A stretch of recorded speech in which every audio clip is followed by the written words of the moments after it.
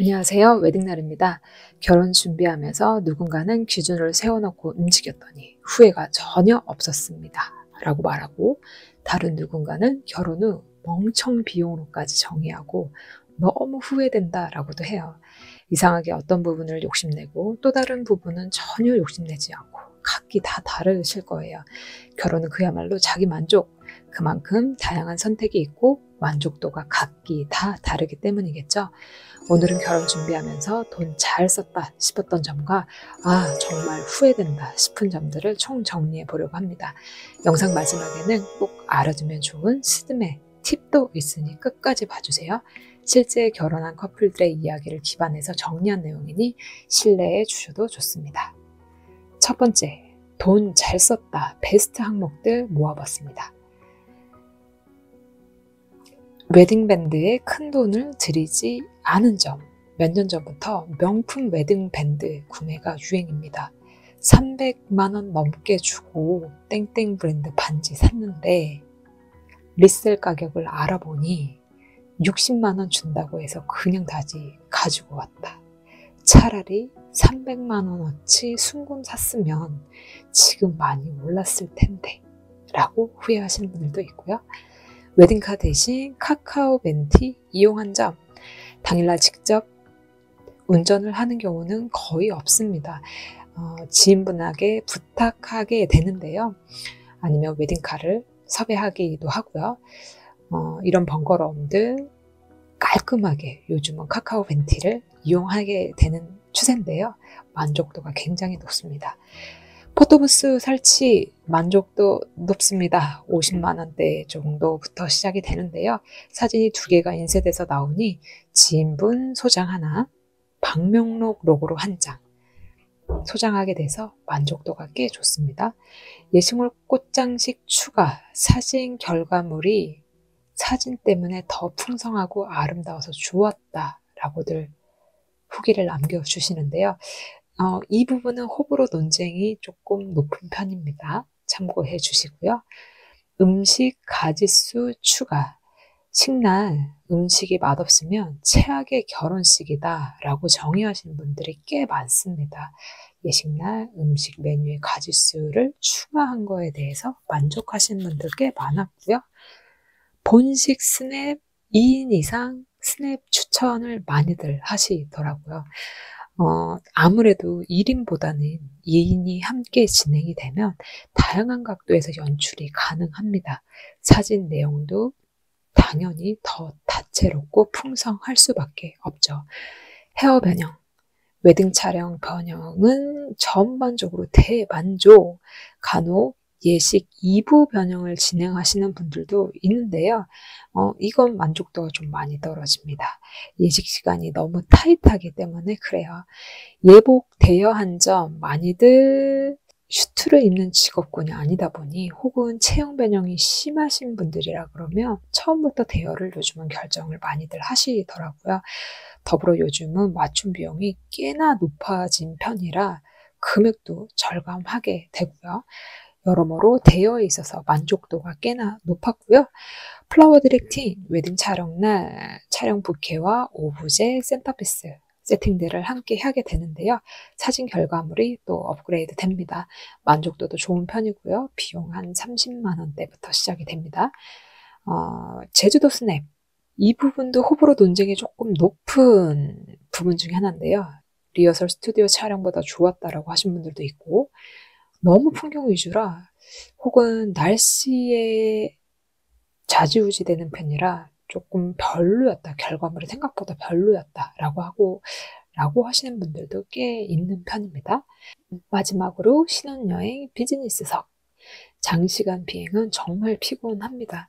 나머지 허니문 일정들을 모조리 망칠 수 있으니 편안한, 체력적으로, 컨디션으로도 편안한 허니문을 위해서 핵심이 좌석 업그레이드였다라고 할 정도로 많이들 만족하는 부분 중에 하나입니다.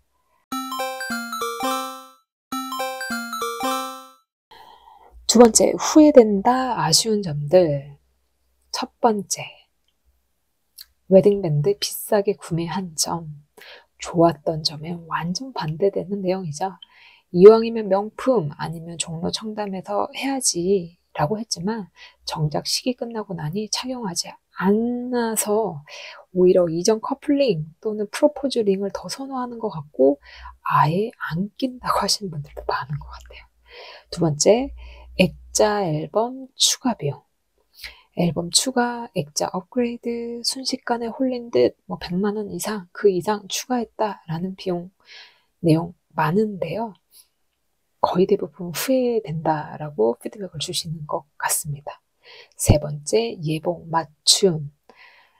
대여에 대한 만족도가 높았던 것처럼 맞춤하신 분들 생각보다 후회템으로 많이들 언급합니다. 잘 입겠다고 해서 구매했으나 안 입게 되고 수트도 사실 유행을 탑니다.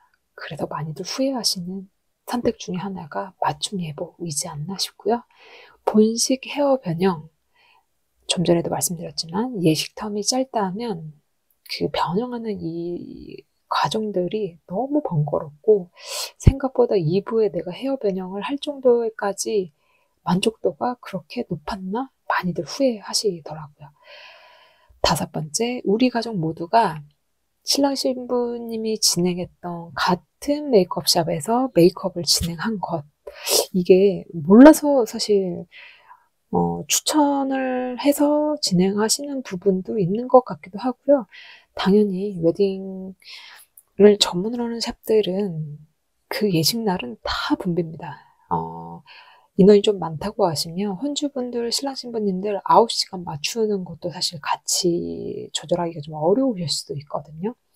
오히려 가족분들, 동선들 고려해서 출장이나 아니면 편한 곳으로 각기 다르게 진행하시는 것도 추천해 드립니다. 여섯 번째, 드레스 투어비, 스드메 브랜드 따라 너무 고가로 진행한 점. 꽤 많은 분들이 스드메 패키지 비용, 드레스 여러 군데 돌면서 피팅비 지불하셨던 거, 추가비 내신 내용들 많이들 후회하시는 것 같아요. 일곱 번째, 웨딩홀에서 추천하는 답례품 그대로 준비한 것.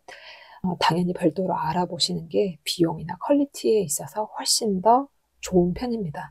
웨딩은 역시 발품, 손품이다라는 말이 나오는 이유이죠. 여덟 번째, 2부 의상 구매한 점. 피로연 때 입기 위해 백화점이나 아울렛에서 따로 의상을 구매하시는 경우도 은근히 많은데요. 이게 결혼식에 맞춰 포커스가 맞춰져 소비를 하는 옷이다 보니 의외로 결혼식 이후 입기에 너무 과한 의상이 되어 버리는 것 같아요. 간단하게 대여 의상을 소비하시는 것도 방법이다.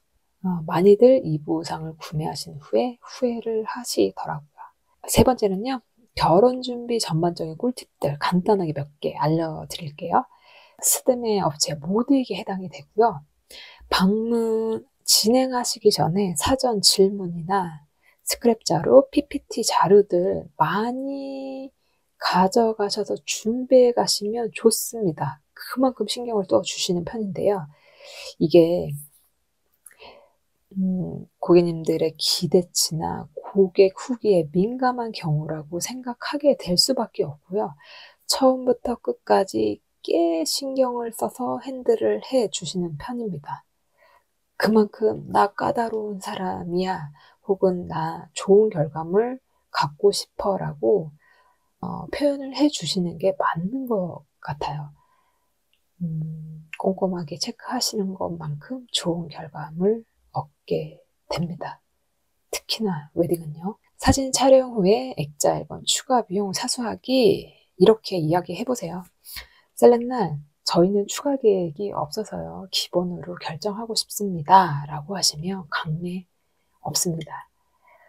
그리고 방문 셀렉을 스튜디오에서 거의 대부분 권하실 텐데요. 이럴 때도 이렇게 이야기 한번 해보세요. 죄송하지만 저희는 시간도 안 되기도 하거니와 액자 앨범 추가 계획이 없어서 방문 없이 셀렉을 진행하고 싶습니다. 라고 한번 해보십시오. 방문 셀렉 권하지 않으실 겁니다. 드레스샵 투어 시 다음에 가는 샵 알려주지 마세요. 몇 번째 샵인지에 따라서도 많이 서운해 하시기도 하는데요. 거의 대부분 첫 샵이 결정되는 경우가 없다 보니 비교 샵이라는 생각에 대충 케어가 돼서 서운했다더라 이런 후기들 많은데요. 근거가 없는 이야기는 아닙니다. 스케줄 일정을 잡을 때도 마지막 샵으로 잡아달라고 요청하는 경우가 많거든요. 만약에 요청하시면, 만약에 몇 번째 샵인지 다음 샵을 어디로 가시는지 여쭤보신다 그러면 노코멘트 하시면 됩니다. 웨딩 메이크업 생각보다 샵 선생님의 리드로 진행하는 편이 많고요.